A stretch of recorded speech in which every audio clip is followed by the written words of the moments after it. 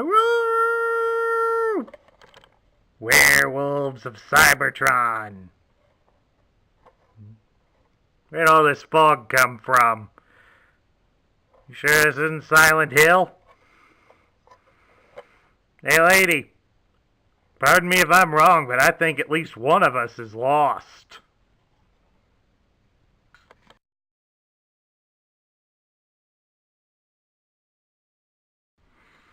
Hello everybody, Sparkster1701 here, and we're ready to conclude Rampage Month with our video dedicated to the character Ralph the Wolf. We're going to take a look at the Transformer Wolf. We have here the 1988 Hunter Tracker for the Decepticons, Carnivac. Now, Carnivac was released in 1988. He would only be available in 1988, being discontinued sometime in the middle of 1989, and we would not get a replacement for him. Carnivac is one of the Pretender Beasts. He was one of 4 released. The only other one that I've reviewed so far is his counterpart, Snarler. And basically all they were pretenders that instead of going into a humanoid shell, they went into a beast. In his case, a wolf. Alright, before we take another close look at the shell, let's put it aside for the moment, and let's take a look at the robot himself. And as you can see, he is in some of those horrendously ugly colors that they were starting to get known for. I mean, Snarler was also in these colors as well, so it's ick. As for posability goes, he's about on par with what you would expect for some of the Transformers like this. He can rotate his arm all the way around.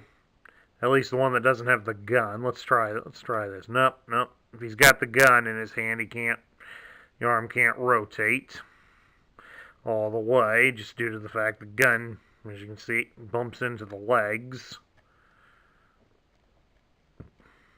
While it's predominantly used more for transforming, there is a joint at his wrist. So you can have him lower his gun if you want that way instead of moving the whole arm. And there's basically a joint at the knees, again, used more for transforming. But you can bend him at the knees, if you so desire. I don't think there's a whole lot of that going with him. There is, however, one other bit of articulation that I just found from the instructions, but it's not really all that grand. His head can apparently be turned. See, just like that, but thanks to the obnoxiously large beast head right behind him, it's very difficult for my adult fingers to get back there to do anything really with it. So it's kind of, you'd almost be better off with the Batman look. Have him turn and face somebody instead of bothering to turn the head. That's just more trouble than it's worth, really. To be honest with you. Alright. Let's transform him into his alternate mode. First by removing his gun. Get that out of the way. They say you need to rotate his head around, but it's really not necessary to do that, and I'm not going to fight with it with these big fingers of mine. So the next step would be to take his fists and fold them into his arms, just exactly like that. Then we're going to rotate the arms around like so, and bring up the chest plate. So it closes up there. Rotate around these purplish legs here, and keep them rotated as we fold over this section. Bring the legs down. Of course, we'll adjust these front legs a little bit more. Basically, all you do is just rotate it, and these do fold out. So just try to fold them out into a standing position. Sorry for moving them out of the camera. And then lastly, you'll fold out this tail. And for added fun, you can mount the gun just there above his head. And there you have it, folks. Carnivac's alternate mode is a wolf. Not surprising. The wolf does have a fair bit of articulation here. I mean, the back legs are totally stiff, but you can rotate them at the hip. They'll rotate about so far back, so all we need now is a fire hydrant.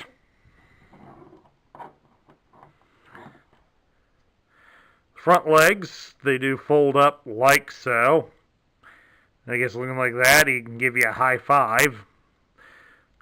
For those of you who have trained your dog to do that. Since the shoulders do allow for some rotation, I guess you can go for a sit down or something. I know it doesn't look right, but given how little articulation there is in the back legs, it's probably close enough. And we'll leave it to your imaginations.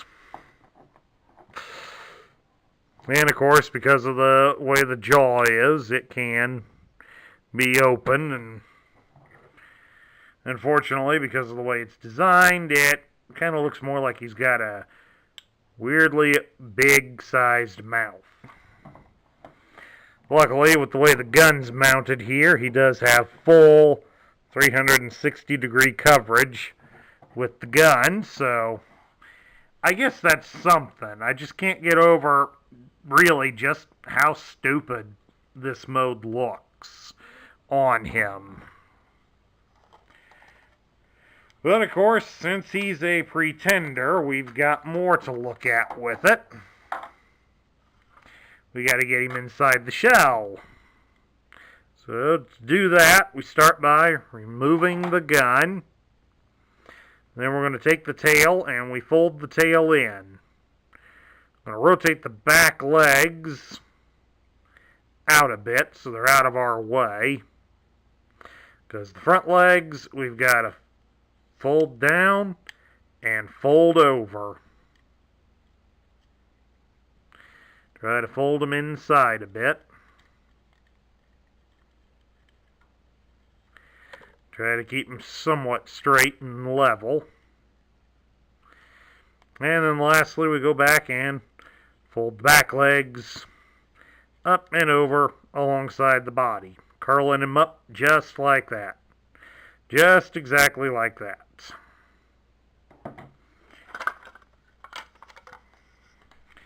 And of course, we got the shell broken apart. First thing, though, that we need to do before we put him in is to get the tail. We stick the tail in here on this last post. And then Carnivac just fits inside here. And then close it up around him. For added detail onto the shell, he's got some shoulder pads, just like his buddy Snarler. Interestingly enough, I haven't reviewed either of the Autobot ones, but the Autobot ones scrapped the shoulder pads in favor of a helmet. I don't know why that is. And then lastly, for weapons, you can mount the gun right here on this side. And there's Carnivac in the shell. Which is kind of nice. I mean, you got the futuristic armor on here. Kind of protects somewhat the vital area in the front. and along the sides, so he's got some decent armor protection, and he does appear to leave him with plenty of open mobility for the legs to run. The only downside that I really have with it is the placement of the gun here on just the one side. I mean, that's as far up as you can raise it. That's as far down as it'll go. I mean, yeah, it's kind of a bonus. He can shoot guys out of the sky with this, but you also got to take into consideration then that he's got a blind side over here then, that there's no weapons to cover it. But then again, since the gun can't move outward, I guess that's kind of moot. So it's kind of depends on your battle styles, I would say, folks. Now we'll take a look at Carnivac's loose parts. We'll start with the shell. This would be the right half of the shell, or basically the side with all the posts, as you can clearly see. And many of these are somewhat thin and hollow, so some of them will break if you're not careful.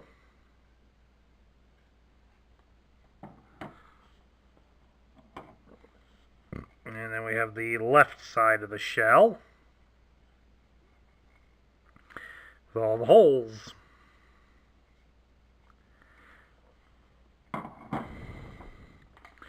Then we have his bushy tail.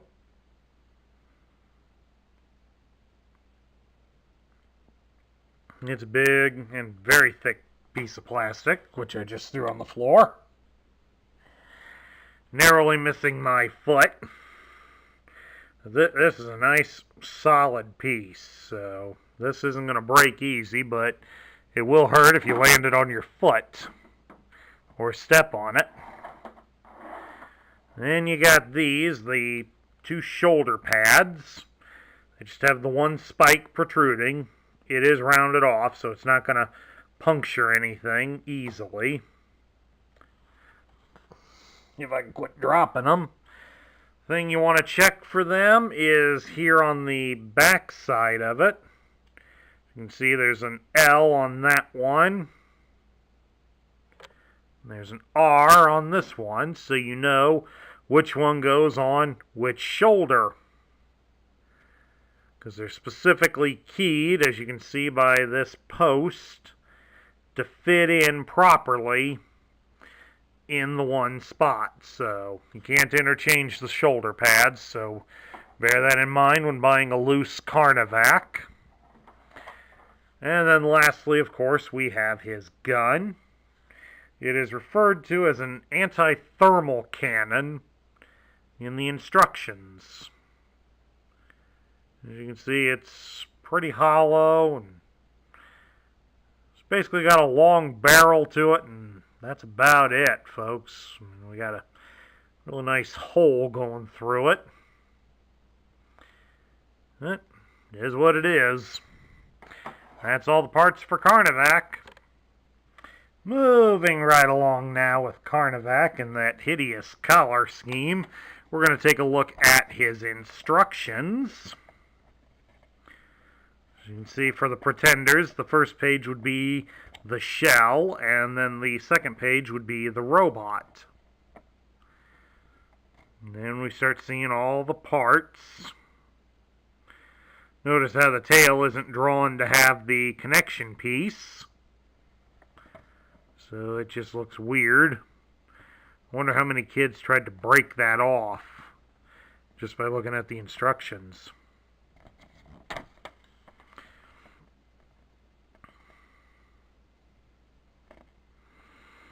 You see right there, it shows turn the robot head, but it's kind of like I said, that may have been well for kids with small fingers, but adult collectors here with big fat fingers are not going to do so well with it. Thankfully, his mouth still closes either way, so not a big deal. Just something more to make fun of. Get all the legs up. That gets you the wolf. And then now to hide him inside the shell. Kind of more or less standard fare for all of them.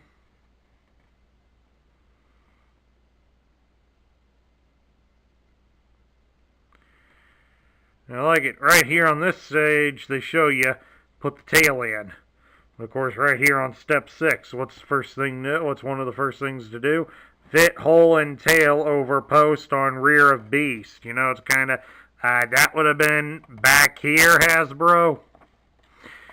Why have us put him in and then have to pop him open and put the tail in? Stupid.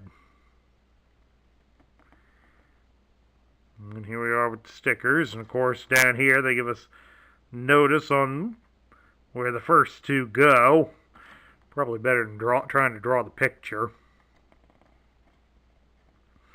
And then on the last page, we've got the robot points and the tech specs. It was 1988 was the year the rub signs were phased out. Alright, now this would be the part for the tech spec, but let's get the guys out of the way here because we got more than just the tech spec. We got the box. Yes, I found Carnivac here at a comic book show a number of years back, and this was how I could get him. Yes, that is the price sticker there on the front that was there. $85. If I remember correctly, I think I talked him down a little. Probably more glad just to see me take him away. At any rate, you get to see a Pretender Beast box. This is the only, aside from Snarler, his buddy Snarler, this is the only other one I have with the box. So you get a good look here. They got the wolf mode and the robot and then the robot wolf. It's always noticeable how he always looks better in the artwork than the real toy. Oh well. We got a nice window here, and includes snap-on weapons and accessories. Weapons do not shoot. They didn't come with anything to shoot. And right up here, they show you how to hide him inside, and then transform from robot to wolf, and then back in the shell. And of course, here on the sides, we get the same art. Shell, robot, alternate mode. Same thing over here on the other side. And along the bottom, along with the listing of all the pieces. Flip back here to the back side and take a look at the mural again from 1988, heavily focusing on the Pretenders. The Pretender Beasts were not on the market at the time the mural was being put out. They would be the second wave toys. Hasbro released the Pretenders in waves. The first wave was 6 of the regular guys. Then, about halfway through the year, they released the other 6, plus the beasts and the vehicles. So 1988 has a variant checklist where most of those guys are shadowed over and their names are listed as coming soon. And then there's the later version of the checklist which has them in color and gives their names. If I can ever find that rubbed out, that other version, I will show those off to you folks. Of course, down here, Carnivac, despite being in such a big box, is only worth 2 points. And we'll take a look here at his tech spec. We got a nice picture of him, which matches the picture here on the front of the box. It's all done in purple to show he's a Decepticon, even says Decepticon above him. It gives his name as Carnivac, and his function is Hunter Tracker. His motto is, "A cunning smile is more devastating than the fiercest weapon." I think that's true for all of our politicians, isn't it, folks? A growling, howling, mad dog destroyer commits abominable acts with unrelenting glee, always smiling, even in battle. outer shell has built-in hydraulic lifters that enable him to jump over 50 feet in any direction. High-intensity laser beams in eyes incinerate targets in seconds. In robot mode, armed with anti-thermal cannon with infrared scope that freezes targets on impact. Now the gun's got something that can be used as a sight per se, but I don't see no scope. It's kind of, where do they get this stuff? Alright, let's place the decoder here over the grid, and let's take a look at Carnivac's stats, and you can see he's got some relatively good stats here. His strength is 6, his intelligence is 5, his speed is 7, his endurance is 9, his rank is 4, his courage is 7, as is his firepower, and his skill is 8. So he's not got much in the brains department, but he does have it in everything else that matters. Low rank just means he's not going to be taking charge of anything anytime soon. Now we get down to my thoughts. What do I think of Carnivac?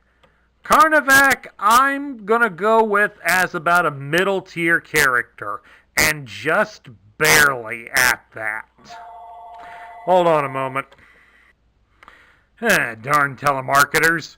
Anyways, as I was going to say, the biggest draw against me for Carnivac is the way the robot and the alternate mode come out. I'm not a big fan of how the robot's designed, especially with this large head, especially when they tell you you can rotate the head, but it doesn't really accommodate fingers for an adult collector, and I really doubt it did that well for a lot of kids as well. It just seems pretty ridiculous. The colors, like on Snarler, they're horrible. They are ugly. The shell, I'm willing to give the shell a slide, because the shell does look better than Snarler's, with him being a wild boar. Carnivac's wolf mode actually looks fierce and intimidating, and I kind of like it. That's one of the few saving graces for Carnivac. His bio does list him as one that is a bit crazy, and further research into the lore does support that. Carnivac apparently, way back in the day, was an upstanding law enforcement official who worked alongside the Autobot pretender beast, Catilla, until one day he snapped and he became this savage monstrosity that we all know, and thus turning the two former partners into fierce rivals with one another. So, it's an interesting twist to it, but it still doesn't save this toy. Said I'm willing to let it slide, mainly because of the shell, but he also has the unique function of being a hunter-tracker. So, and there are some of us out there that do enjoy a character that is a little more on the crazy side than anything else. So, I'm willing to let it slide on that and put Carnivac here in the middle tier. He's a nice guy to have on your team, but he's not essential for any of your operations. And that concludes my review of the Generation 1 Decepticon Hunter Tracker Carnivac, and also brings an end to Rampage Month. I want to give a special thanks and shout out to Frankie45, YouTube channel operator, for the donation of Cerise Hood to join our video today. If you like the video, please leave a thumbs up here on YouTube. Hit that subscribe button down below if you haven't done so already. Please consider also leaving a like for this video and share your thoughts on Carnivac in the comments section down below. This is Sparkster1701 saying I will catch you all later. It's Porg season. Treble season. Porg season. Treble season. Porg season. Treble season. this were Washington, I'd say it's dirty skunk season. I've got a license for that.